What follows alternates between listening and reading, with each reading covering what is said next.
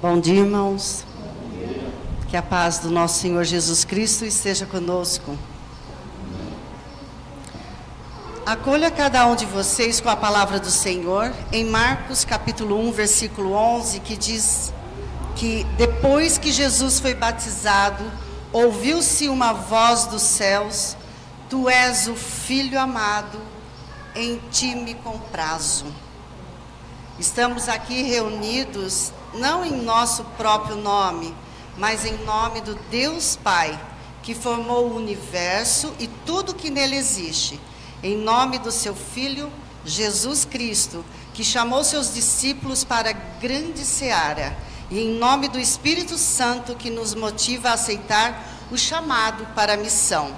Que o triuno Deus venha nos encorajar nesse culto, para que possamos escolher o caminho do compromisso e transformação para glorificarmos o nome do nosso Deus. Amém? Oremos em oração ao nosso Deus. Vamos ficar em pé, porque logo em seguida nós vamos estar fazendo uma leitura bíblica, assim, gente, já. Oremos ao nosso Deus. Senhor, graças te damos, ó Pai, por mais um dia, por mais esse dia maravilhoso que o Senhor nos deu, esse céu azul. Muito obrigado, ó Pai, por cada pessoa que está aqui presente. Vieram aqui para glorificar e bendizer teu santo nome. Nós te adoramos, ó Pai, porque o Senhor é um Deus único, um Deus misericordioso, um Deus que está presente na nossa vida. Por isso nós estamos aqui para te adorar e prostrar diante de ti, ó Pai.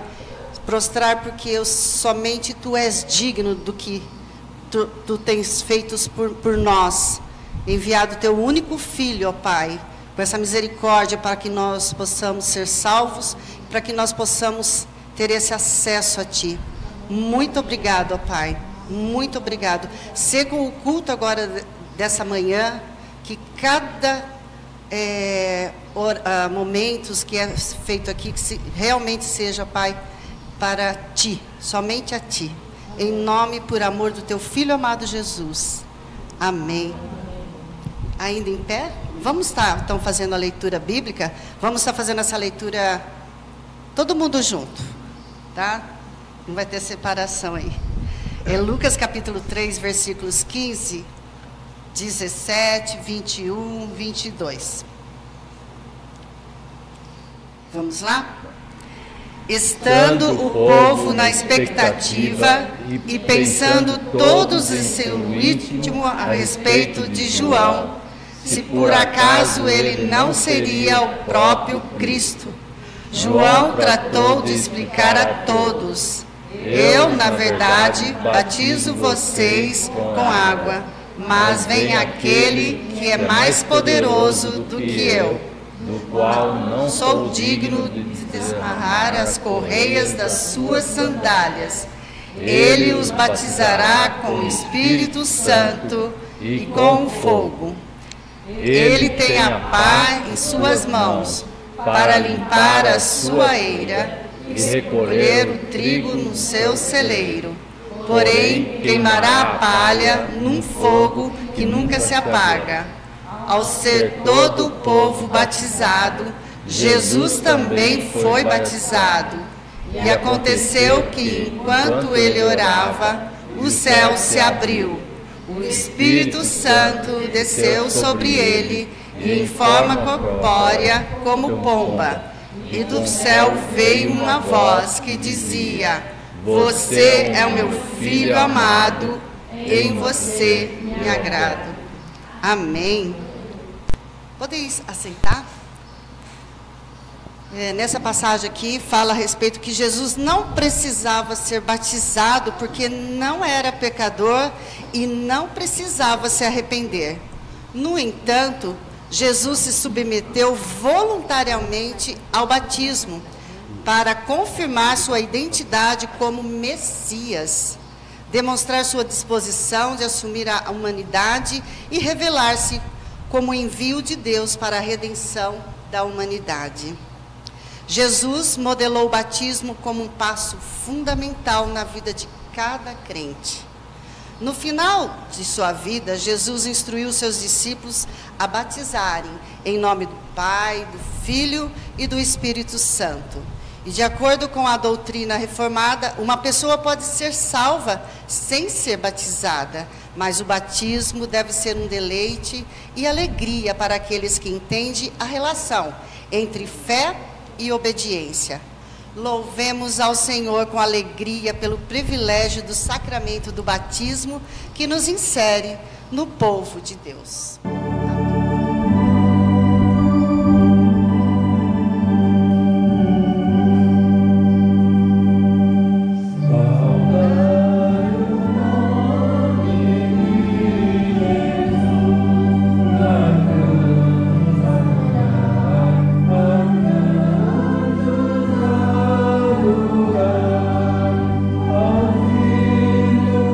A paz do nosso Senhor Jesus. Vou chamar a Meire, as crianças.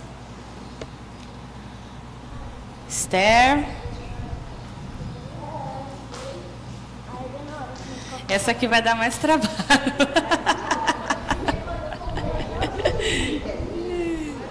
Mesmo aí assentados, levante sua mão para cá, vamos orar pela vida deles. Senhor, nós te louvamos pela vida das crianças, te agradecemos, ó Pai, porque elas são sinais da tua graça e da tua bênção no nosso meio.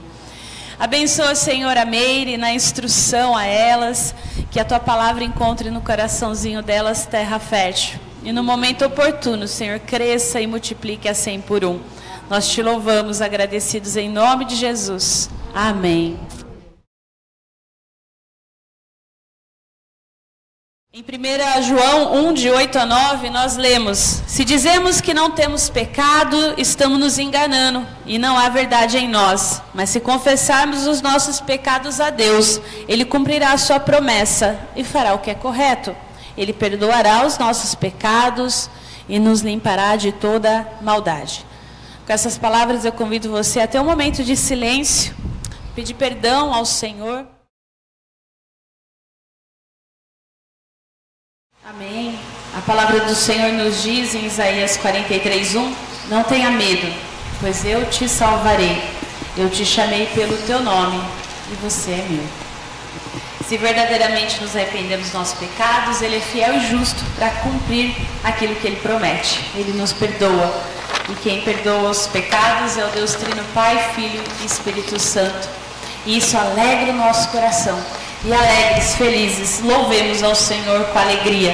No Convido os irmãos que puderem ficar em pé. Vamos louvar então ao Senhor nessa hora com cânticos.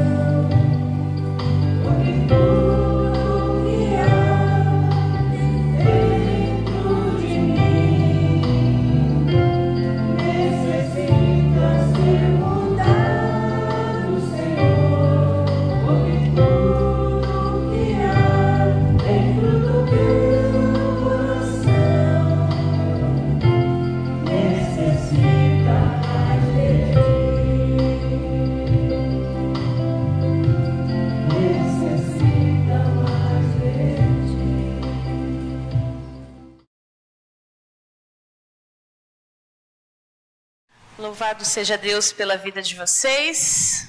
Eu quero agradecer a presença dos nossos visitantes. Sejam bem-vindos. Depois os irmãos cumprimente o seu Valdir. Uma alegria tê-lo conosco. Seja bem-vindo. Nós estamos trabalhando, começamos, no último domingo, a falar sobre regras de vida, sobre organizar a nossa vida através de regras e não de metas. E antes da gente falar então sobre a primeira regra, que é a nossa relação com Deus, que é a área espiritual, eu só vou fazer uma pequena introdução para a gente reavivar na memória, e consolidar esse conceito no nosso coração. Regra é uma palavra, então, que você não precisa ter medo. Porque regra parece uma coisa meio austera, né? Falar regra. E ela vem do grego trelis ou treliça. Você já deve ter ouvido falar dessa palavra. Que a treliça é onde a videira cresce. Ou seja, aquela estrutura, né, de madeira, geralmente de madeira ou de arame, que o pessoal faz para que a videira suba e dê frutos, para que ela seja produtiva. Ou seja, uma regra de vida vai nos ajudar então a crescer, a permanecer em Cristo e nos tornar também mais frutíferos espiritualmente, assim como a videira. Essa é a ideia, tá? Que essa regra de vida então vai nos dar apoio e vai nos guiar gentilmente àquilo que Deus quer de nós, para que a gente fique firme no caminho do Senhor. Na vida cristã, as regras de vida são medidas práticas, e é o que a gente vai ver um pouquinho hoje. São decisões intencionais que nós tomamos para que a gente abra espaço na nossa vida e na nossa agenda, para que a gente possa passar tempo com Deus, para que a gente possa aprender sobre quem Ele é e o que Ele faz, fez e fará em nosso favor através do conhecimento. E como consequência, quanto mais tempo a gente passa com alguém, mais com esse alguém a gente se parece. Então, mas com Jesus, nós vamos nos tornar. Essa é a ideia e aquilo que a gente chama de discipulado. Essa palavra já é mais familiar para você, né? Que é a ideia do discipulado cristão, que é seguir a Jesus e ajudar as outras pessoas a segui-lo. Então, a regra de vida é uma ferramenta. Eu lembro que eu trouxe aos irmãos o significado que o Peter Scazzero traz no livro dele, Espiritualidade Emocionalmente Saudável, que ele fala que uma regra de vida é um plano intencional e consciente de manter Deus no centro de tudo o que fazemos. O ponto de partida e fundamento de qualquer regra é o desejo de estar com Deus e amá-lo. E aí você deve lembrar, agora eu pus no slide, tá? Das 5 áreas que você vai construir, ou que você pode construir uma regra de vida. A nossa relação com Deus, que é a área espiritual. A nossa vida pessoal ou saúde, então que é a área pessoal. Terceiro, os nossos relacionamentos, que é a nossa área social. O nosso trabalho, que é a nossa vocação, a área vocacional. E a igreja, que é a nossa área, então, missional. E lembre-se como estabelecer uma regra de vida. É importante a gente pensar que para tudo aquilo que a gente vive na nossa vida, para cada problema que vai nos abater, para cada aflição que a gente vai enfrentar ao longo desse ano, o Evangelho traz para a gente suporte para passar por tudo isso. Então, a partir do momento em que eu estabeleço uma regra de vida, eu consigo construir esse suporte, essa treliça, para eu não desmoronar no dia da adversidade. Porque o dia da adversidade vem, querendo a gente ou não. Um dia ele chega para todos.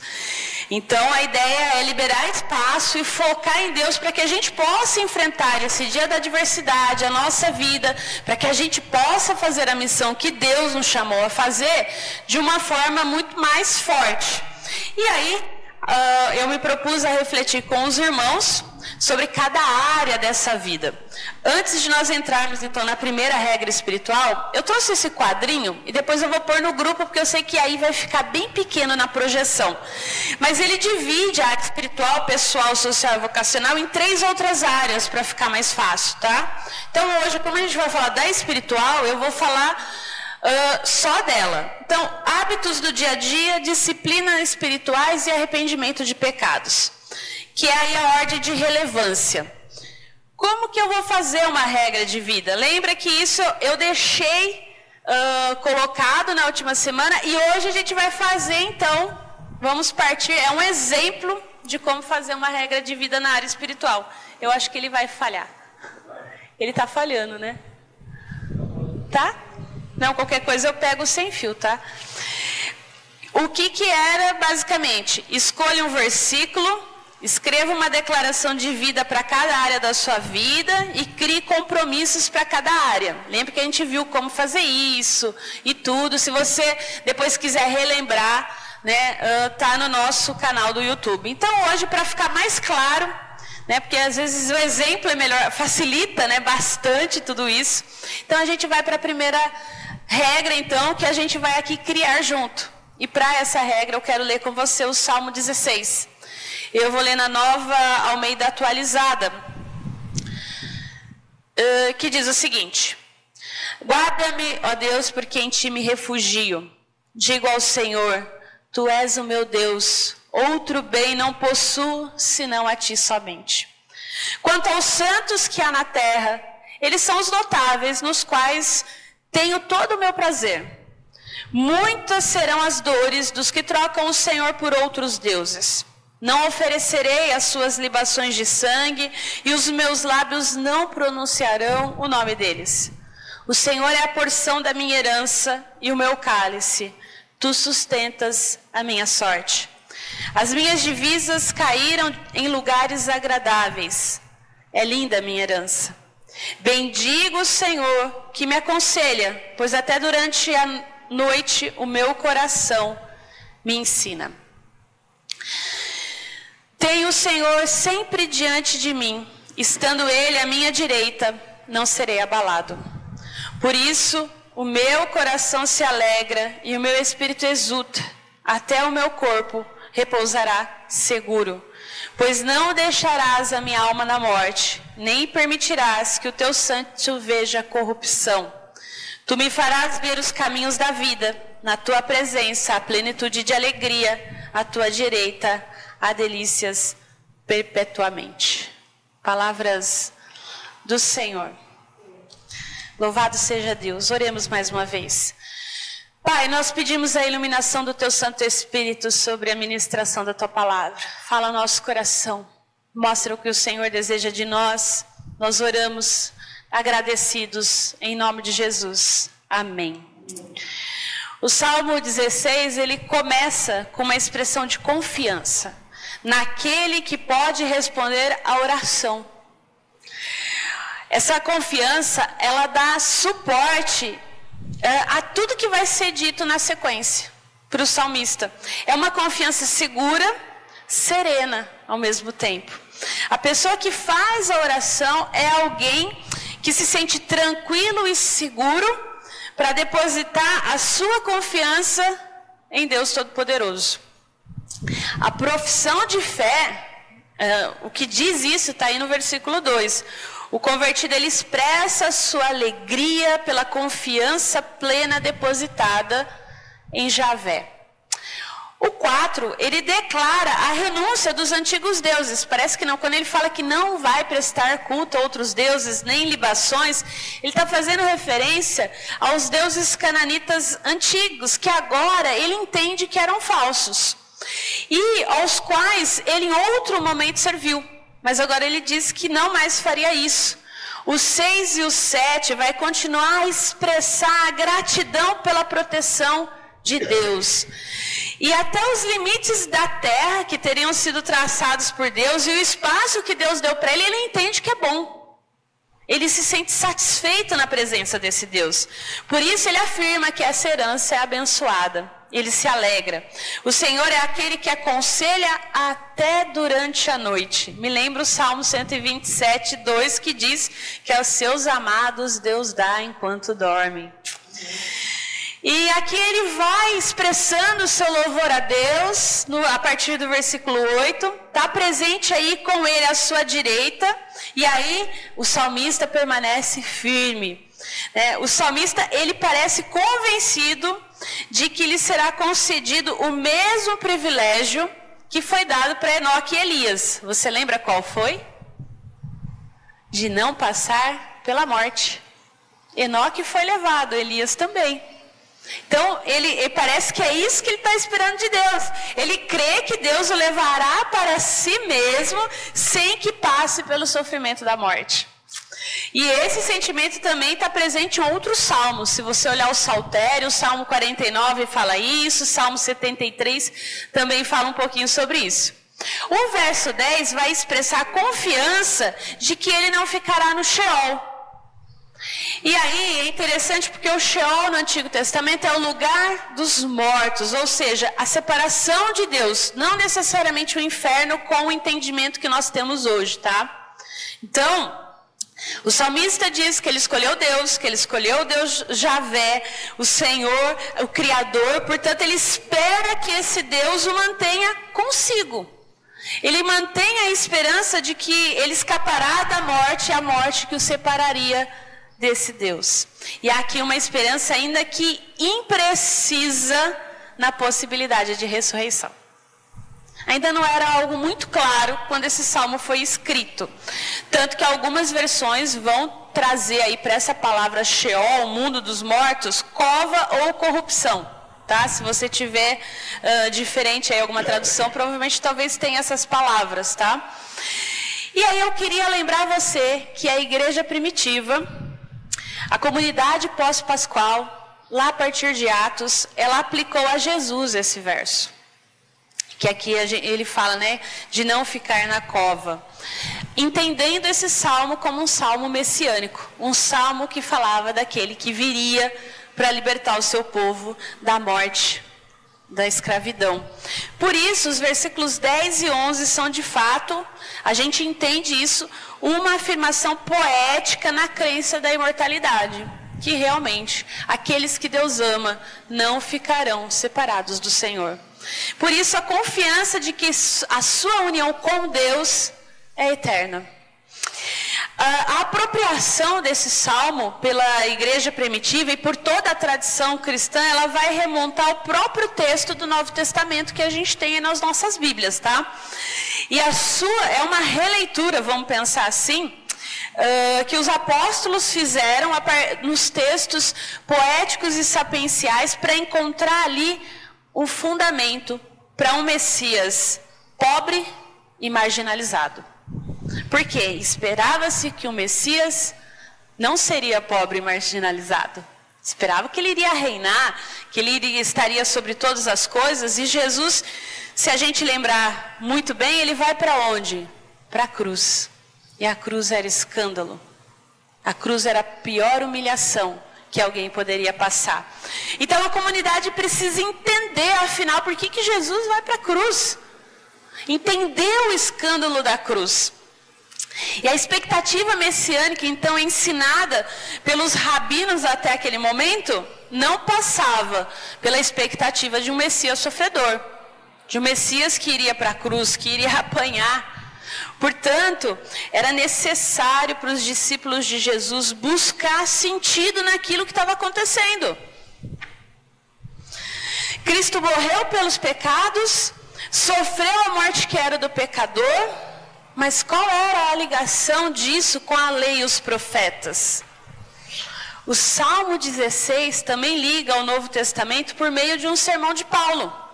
Se você lembrar lá em Atos 13, o apóstolo ele é convidado na sinagoga de Antioquia da Pisídia, depois de ler a lei e os profetas, a falar sobre os feitos do Senhor na história. E ele começa falando sobre o que Deus fez para Israel. Ele vai falar dos antigos patriarcas, do tempo de peregrinação no deserto. Ele vai falar brevemente de Davi. Ele dá um pulo depois de 1000 anos para falar que aquilo que Deus prometeu aos antigos pais estava se cumprindo ali, nos filhos, que era o quê? A ressurreição de Jesus. E Paulo cita o quê? O Salmo 16, verso 10. Cita também Salmo 2 e Isaías 55. Aqueles cristãos, então, primitivos, eles foram convencidos de que as promessas encontradas no Antigo Testamento foram cumpridas na vida, na morte e na ressurreição de Jesus. Quando eles experimentam a ressurreição e eles veem Jesus, eles lembram do Salmo 16. Desse salmo que a gente leu. O coração da nossa fé cristã é a certeza da ressurreição. A gente não pode se esquecer disso. Paulo afirma que se não há ressurreição, então Cristo não ressuscitou. E se ele não ressuscitou, a nossa pregação e a nossa fé são vãs. A partir disso, que a gente possa sentir Cristo na nossa vida, no cotidiano da nossa vida, como diz uma canção do Projeto Sola, faz-nos sensíveis ao comum, para que a gente possa ser fortalecido em todos os lugares e também no ambiente comunitário, que é a igreja, que é aqui esse momento de culto. Porque se Cristo ressuscitou e nós cremos nisso, é por isso que nós estamos aqui. É por isso que a igreja se reúne, é por isso que ela expressa a sua fé, ela louva, nós pregamos, nós aqui estamos. E esse Salmo 16, ele expressa essa confiança inabalável de que Deus não nos deixará na morte. Que Ele nos fará ver os caminhos da vida eterna. A Cris falou sobre beber a água, de esperar, que estar nele é realmente desfrutar já da vida eterna que nós teremos, e que essa vida eterna não é só para depois que a gente morrer, que ela começa aqui agora. Quando eu experimento na minha vida, no meu cotidiano, os sinais da ressurreição de Cristo.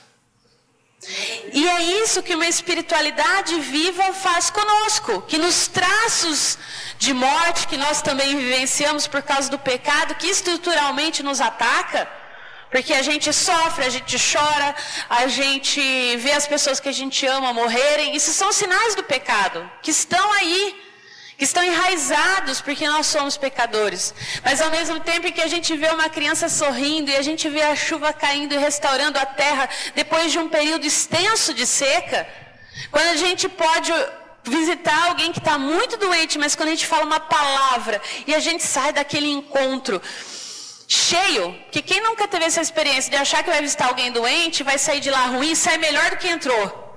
São sinais de vida, são sinais de ressurreição que estão já aqui agora, que a gente pode experimentar. E é isso que o Salmo 16 expressa, que a confiança inabalável em Deus não nos deixará na morte.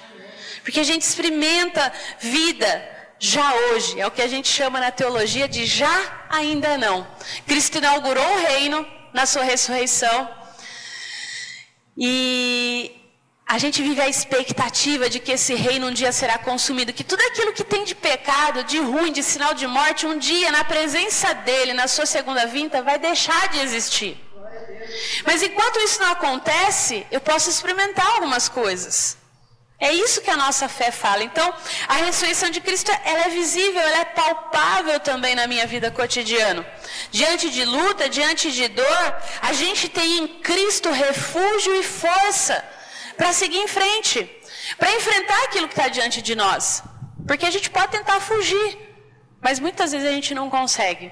E para que aquilo não massacre a gente, é a presença viva, real e verdadeira de Cristo que nos fortalece. E é a partir disso, então, que eu queria pensar com você na primeira regra de vida. E aí eu falei para você escolher um versículo. Então a gente vai escolher um dentro desse salmo, que é o verso 8, a primeira parte. Sempre tenho o Senhor diante de mim. Sempre tenho o Senhor diante de mim. Lembra que eu falei, vai lá, anota no seu caderninho. Esse é um exemplo. Talvez você não saiba como começar, você pode depois copiar e colar e está tudo bem, e depois o ano que vem fazer a sua regra. E aí lembra que eu falei para você fazer o quê? Uma declaração de vida para cada área, uma declaração de vida para cada área da vida. Escrever uma declaração de vida para cada área com base no versículo que você escolheu. E aí lembre-se que por mais que o objetivo da declaração de vida seja aumentar o seu foco na direção e viver a palavra de Deus, para que você possa cumprir isso, você vai depender de fazer isso com a ajuda de Deus. Você não vai fazer nada sozinho. Por isso, submeta a Ele cada uma das definições que você vai colocar. E aqui, vamos lá, então escrever. E aí, qual seria então aqui, para essa área, o que eu coloquei aqui? Algumas declarações. Se eu tenho o Senhor sempre diante de mim, terei pensamentos, sentimentos e ações que agradam o Senhor. Eu gosto de falar para os irmãos, que a nossa fé está baseada em 3 pontos. Na ortodoxia, na ortopatia e na ortopraxia. Peraí, calma que vai ficar mais fácil, tá? Lembra que orto é do grego do quê? De endireitar. Então, a ortodoxia é o quê? A doutrina certa. A ortopatia, o sentimento correto. E a ortopraxia, a conduta correta, a prática correta. Então, nesse sentido, eu vou ter pensamento, sentimento e ação que agrada ao Senhor. É isso que eu quero fazer ao longo de 2025. E a respeito de cada um deles, o que eu vou fazer? Eu vou levar em conta apenas quem? A opinião de Deus, a opinião dele, sabendo que ele está diante de mim, em tudo que eu penso, em tudo que eu sinto e tudo que eu faço. É isso, Deus está diante de mim, diante de tudo que eu faço. E aí o que eu falei? De criar um compromisso. E aí aqui eu vou colocar 3, para ficar mais fácil. É bem presbiteriano. Vamos fazer em 3 pontos para não ter erro. Né? Como que eu vou fazer? Eu vou nutrir pensamentos corretos à luz da palavra de Deus. Para isso eu preciso ler a palavra de Deus. Eu posso ouvir também, tá? Eu já sempre falo para os irmãos. A gente está na era aí da... você pega muito tempo de trânsito. Bom, Araraquara não tem muito essa realidade, não. Algumas horas de pico, você pega um trânsito aqui para subir e descer a Barroso. O que você está ouvindo? Eu ligo o rádio. Tudo bem, não tem problema nenhum, tá? Mas você pode, de repente, pôr lá a sua Bíblia numa versão de áudio e ouvir a palavra. Enquanto você está em trânsito, enquanto você está fazendo a sua caminhada. Né? Mas o ideal, se você puder sentar e ler, leia. Mas se você não tiver essa oportunidade, então não tem mais desculpa. Outro compromisso, eu serei responsável pelos meus sentimentos, buscando sondá-los em Deus. Eu vou sentir coisa ruim, coisa que não é boa, eu vou. Mas colocar diante do Senhor, Deus, eu estou com raiva em relação a isso. Trabalha isso no meu coração. Eu não quero sentir isso. E serei responsável por minhas ações e de por meio delas ser praticante da palavra. Porque sempre a culpa é do outro. O outro falou, o outro disse. Mas e eu? Qual é a minha parte nisso tudo? E aí, para ficar mais fácil, que eu sei que você estava tirando foto, eu fiz um resuminho para facilitar a vida. Para a gente concluir, então, as regras de vida, elas são vantagens que nós podemos criar na nossa rotina para que a gente seja o quê? Intencional. Eu quero ter mais tempo com Deus. Eu quero aprender. Eu quero desejar mais do Senhor. Como consequência, praticar a sua vontade. Então, por meio das regras de vida para Deus, a gente pode colocar em prática esses princípios bíblicos que vão, então, reger todas as áreas da nossa vida e nos farão mais do que conhecedores da palavra de Deus, praticantes. Então, lembra aí, o resuminho, essa primeira regra que a gente criou em cima do Salmo 16 que a gente refletiu. Versículo-chave, sempre tenho o Senhor diante de mim. Repete esse versículo para você. Põe ele no umbral da porta, põe ele na porta da geladeira, põe ele lá no caderninho de conta que você vai fazer, pôr as contas da casa, põe na lista do mercado. É isso que a palavra nos orienta. Você quer guardar a palavra? Repita ela para você.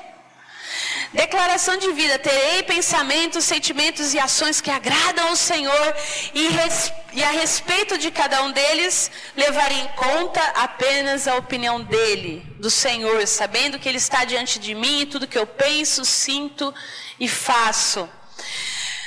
Compromisso, nutrirei pensamentos corretos à luz da palavra de Deus, serei responsável pelos meus sentimentos, buscando sondá-los em Deus. Serei responsável por minhas ações e por meio delas ser um praticante da palavra.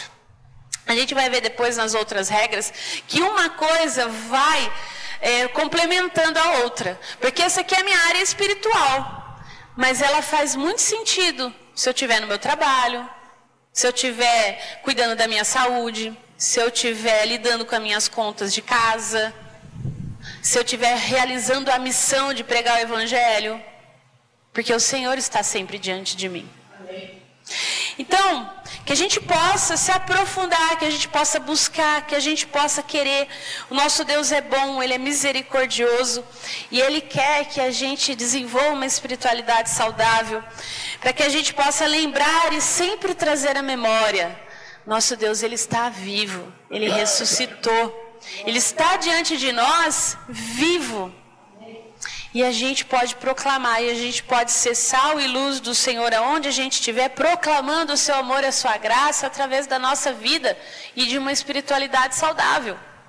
Que conhece esse Deus, que sabe quem é esse Deus que está diante de si. Isso é muito importante, porque assim gradativamente nós vamos nos parecendo mais com Ele.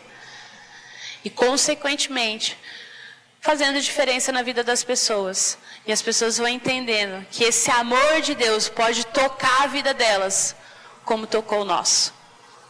Porque é o que a gente vai cantar agora, né, Cris? Porque o amor de Deus não falha. Então nós vamos cantar essa canção, que ela seja uma oração para você. Os irmãos que vieram preparados com dízimos e ofertas também podem trazer o gasofilácio, podem fazer também a sua doação via Pix. É uma forma também de louvar ao Senhor, respondendo a Ele através das nossas contribuições. Quem puder ficar em pé, vamos ficar em pé, vamos cantar então e depois nós vamos orar e agradecer ao Senhor.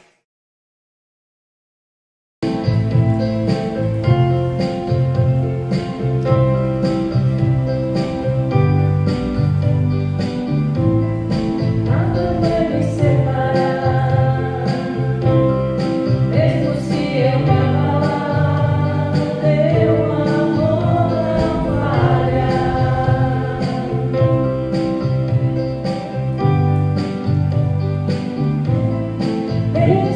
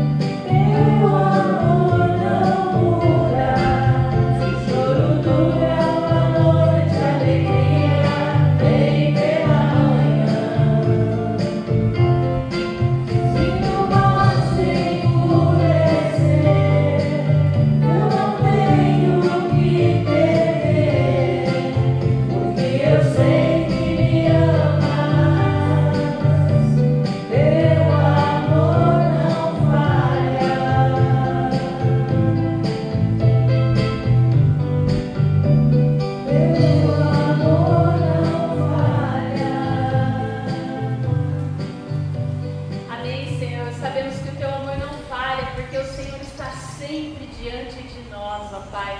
Nós somos gratos a Ti, porque na cruz o Senhor tomou o nosso pecado, tomou o castigo, tomou a morte que era nossa, que nós merecíamos.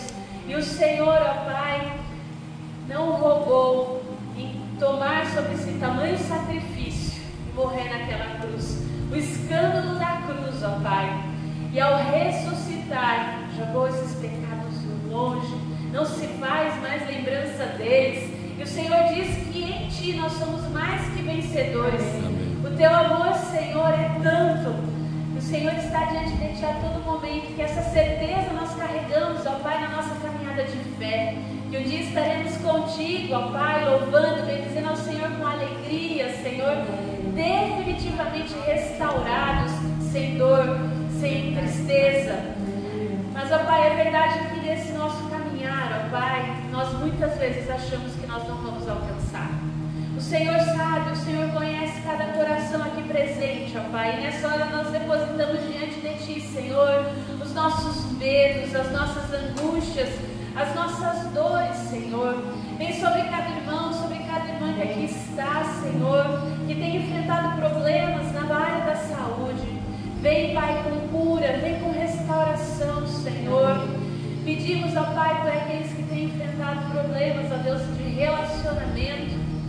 Que o Senhor venha, Pai, quebrantando os corações, fortalecendo cada um para a honra e glória de Seu nome. Venha sobre aqueles que têm enfrentado problemas financeiros, ó Pai. Vem dando sabedoria, vem dando entendimento, vem dando direção, Senhor. Pedimos ao Pai pelos pedidos de oração depositados naquela caixinha, Senhor, que está lá no fundo.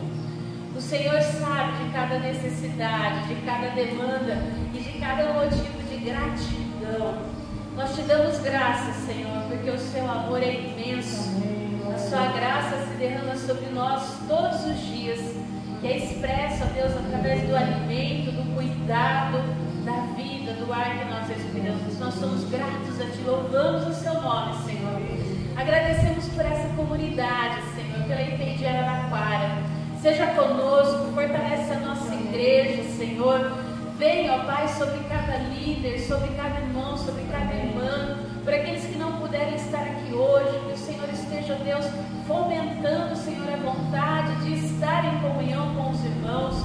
Que o Senhor fortaleça e sustente, Senhor Deus, essa obra, não por nós, mas pelo Senhor. Nós queremos que o Senhor está diante de nós, por isso nós confiamos em Ti, como o salmista confiou, Senhor.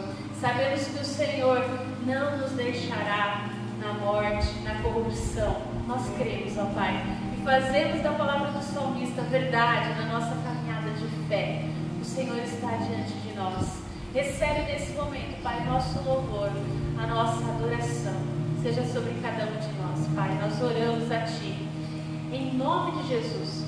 E aquilo, Senhor, que aqui nós não falamos, que nós não verbalizamos, mas que o Senhor sonda e conhece no mais íntimo do nosso coração. Nós entregamos a Ti, através da oração, que o Seu Filho Jesus nos ensinou, dizendo juntos como igreja: Pai nosso, que estás nos céus, santificado seja o Teu nome. Venha o Teu reino, seja feita a Tua vontade, assim na terra como nos céus. O pão nosso de cada dia nos dai hoje. Perdoa as nossas dívidas, assim como nós perdoamos aos nossos devedores. E não nos deixes cair em tentação, mas livra-nos do mal, pois Teu é o reino, o poder e a glória para sempre. Amém. Meus irmãos, receba a bênção.